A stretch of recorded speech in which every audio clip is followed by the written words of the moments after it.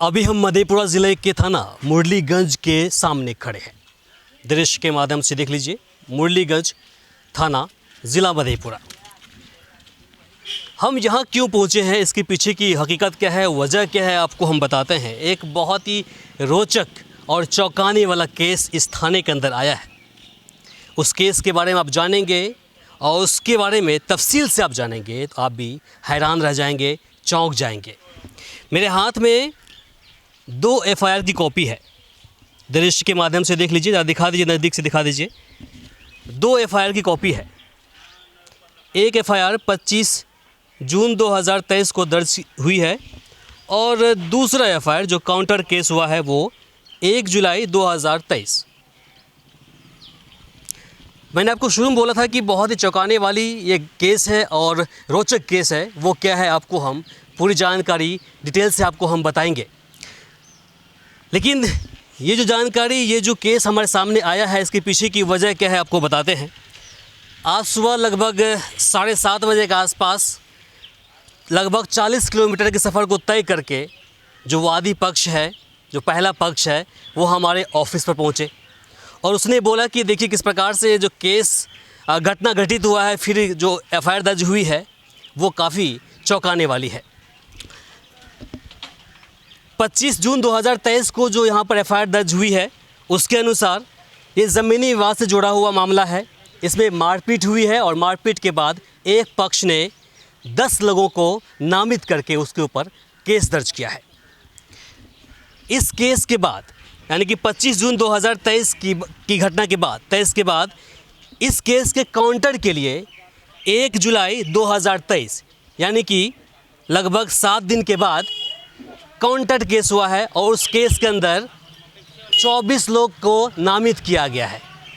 जरा सोचिए, जो वादी पक्ष है उसने, जो प्रथम पक्ष है उसने इस केस के अंदर 10 लोगों को नामित किया है। वहीं जो प्रतिवादी पक्ष है जिसने काउंटर केस किया है उसने 1-2 नहीं 24 व्यक्तियों को नामित कर दिया है। अब इसके पीछे की हकीकत क्या है, वजह क्या है, लड़ाई झगड़े क्यों हो गए, कौन किसने किसको फंसाया, सारी जानकारी आप तक हम पहुंचाएंगे। हम पहले वादी पक्ष से बात कर लेते हैं, उनसे जान लेते हैं कि उसकी क्या इस पर प्रतिक्रिया है। उसके बाद हम प्रतिवादी है उनसे भी जानने की प्रयास करेंगे। अब आपको हम इस केस से जुड़ी जानकारी देते हैं। देख लीजिए, एक पक्ष है, वादी पक्ष के तरफ से हैं ये। हालांकि एफआईआर दर्ज करने से सिद्ध नहीं होता है कि कोई व्यक्ति दोषी है। फिर से रिपीट कर रहा हूँ, एफआईआर दर्ज करने से वो व्यक्ति जिस पर एफआईआर दर्ज की जाती है सिद्ध नहीं होता है कि वो दोषी है, जब तक कि कोर्ट के अंदर उसे दोषी करार ना दिया जाए। अपनी बात रखिए कैसे क्या हुआ और फिर देख रहे हैं कि 10 व्यक्तियों का नाम आप लोगों ने दिया है और काउंटर केस के रूप में जो हुआ है उसमें 24 व्यक्तियों का नाम दिया गया है। बताइए क्या मामला है। मामला है सर, ये बार बार हमारे साथ ये घटना करता है। पहले अपना जो जगह है, गांव का नाम, पंचायत का नाम वो बताएं। सिंहान पंचायत और गांव मुल्किया 8 वार्ड में मेरा घर है, मधेपुरा जिला। मधेपुरा जिला। पूरा मामला क्या है बताइए। मामला यहाँ से सर, जो हमार घर 24 के रात में बदमाश लेकर घर तोड़लकै, गोली 20 फायर भेले, मारपीट हमर पोता के सर फुटले, भाभो के भी डांग लागले, भाई के भी डांग लागले। बार बार हमरा साथ अभी भी धमकी दे छे जे तुमको जान से मारेंगे। अच्छा, हाँ, बार बार। वजह क्या है, क्यों वो लोग धमकाते हैं आपको?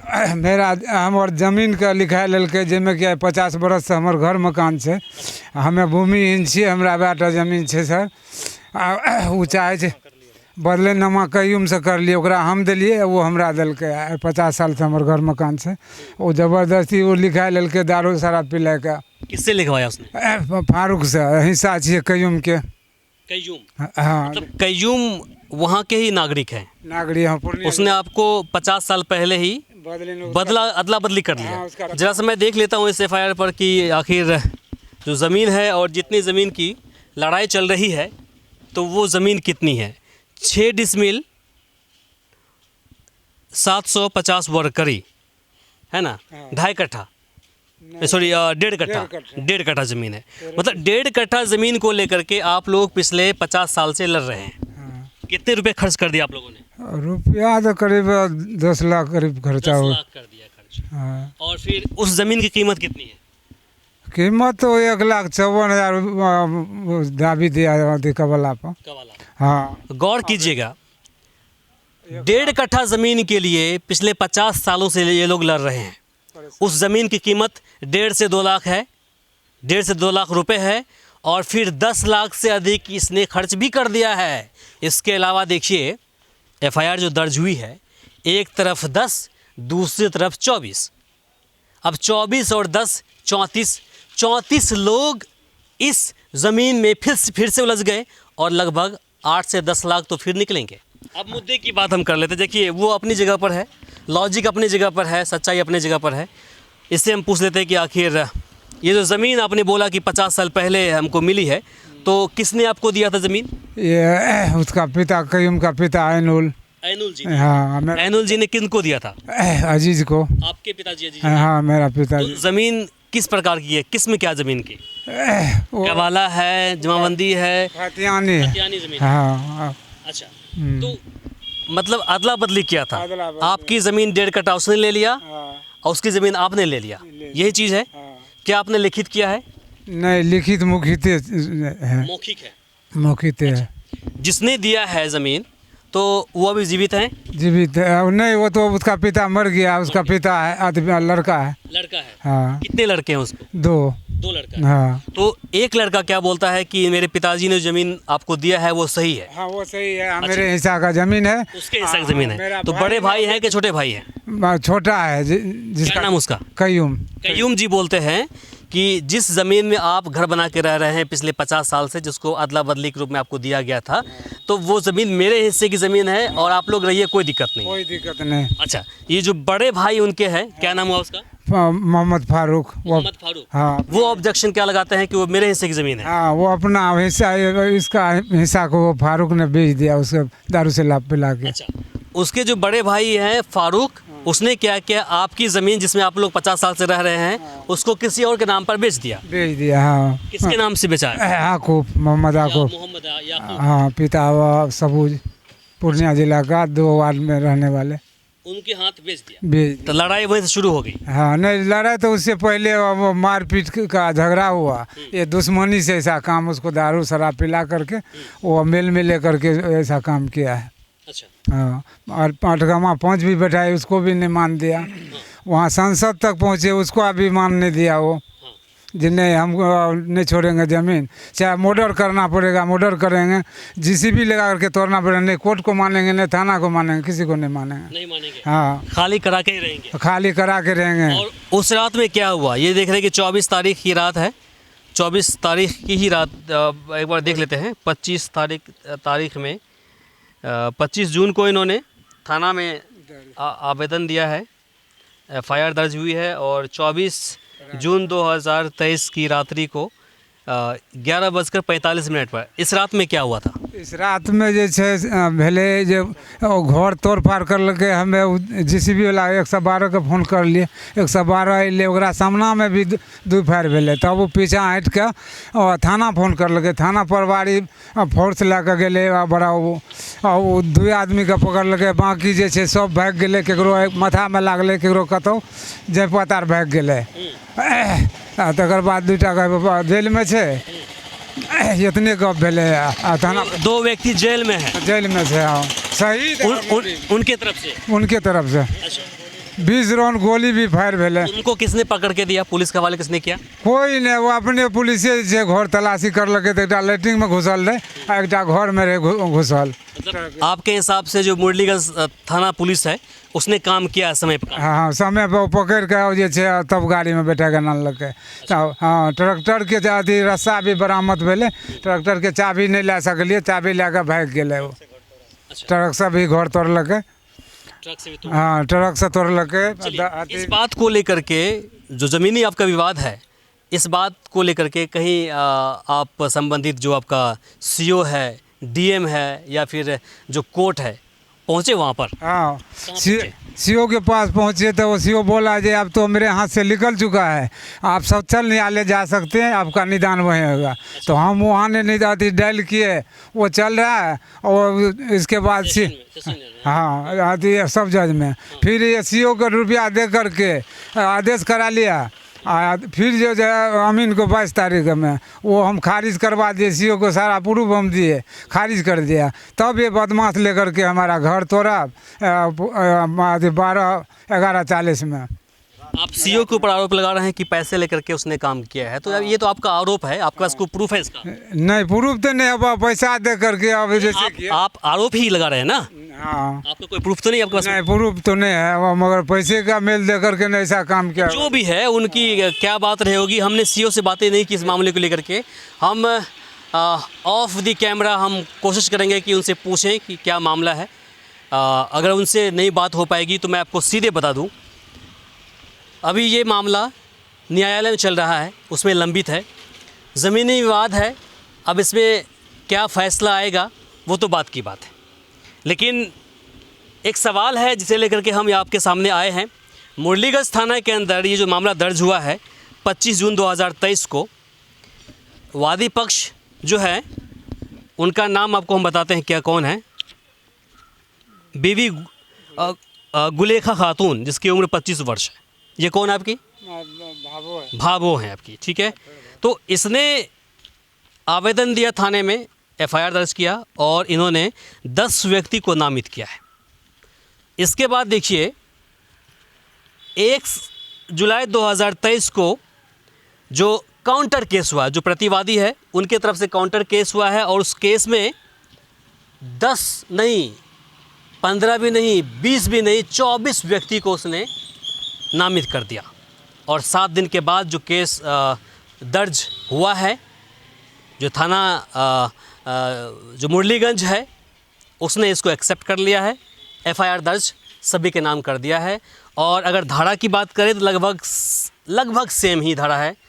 वादी पक्ष का जो धारा है ये है 341, 323, 324, 379, 354B, 307, 447, 504, 506/34 सेम चीज़ है, कोई बड़ी इसमें नहीं है। लेकिन ये 307 वाला ये जो धारा है ये थोड़ा सा स्ट्रॉन्ग है और एक धारा और स्ट्रॉन्ग है। अगर ये प्रूफ होता है तो दूसरे पक्ष जो दूसरे पक्ष है उसने जो काउंटर किया प्रतिवादी ने, उसने भी सेम चीज़, सेम धारा के अंदर उनका भी केस दर्ज हुआ है।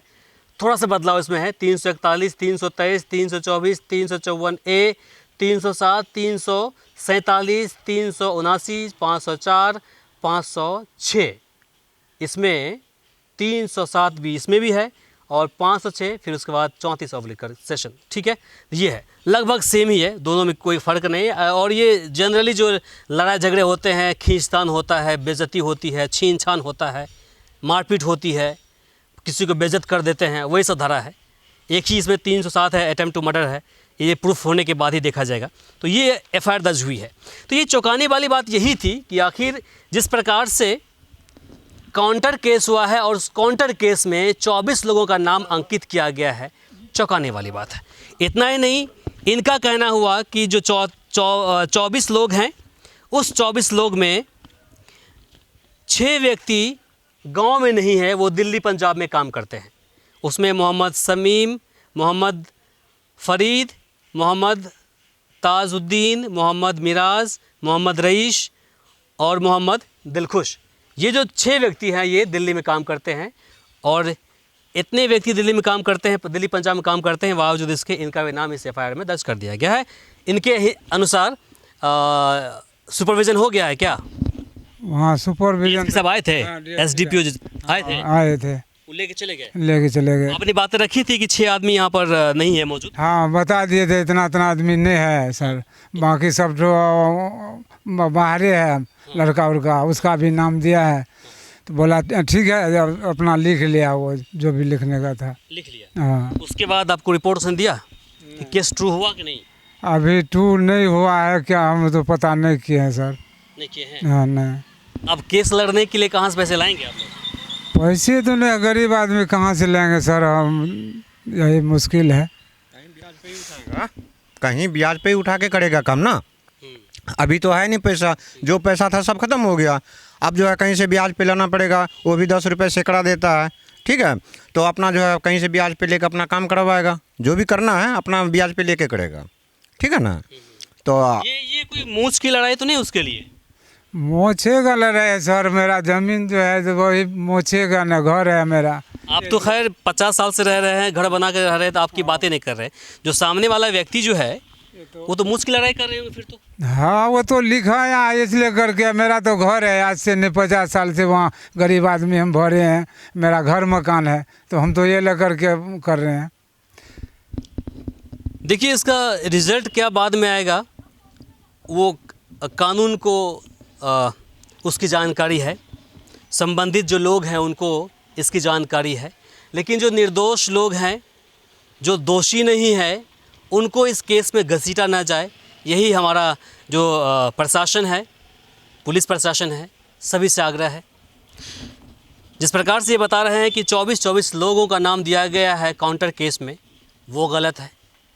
24 लोग और एक तरफ से 6 व्यक्ति, तो अगर एक तरफ से 24 लोग मार करते हैं, दूसरे तरफ 10 ही व्यक्ति होते हैं, तो मोरल जो कहता है वो ये कहता है कि जो 10 लोग हैं उनको ज़्यादा पिटाई लगी होगी, लेकिन 10 लोग को ज़्यादा पिटाई लगी होगी, और फिर 10 जिनका नाम दिया गया है वो थाने नहीं पहुँचे। थाने कौन पहुँचे हैं?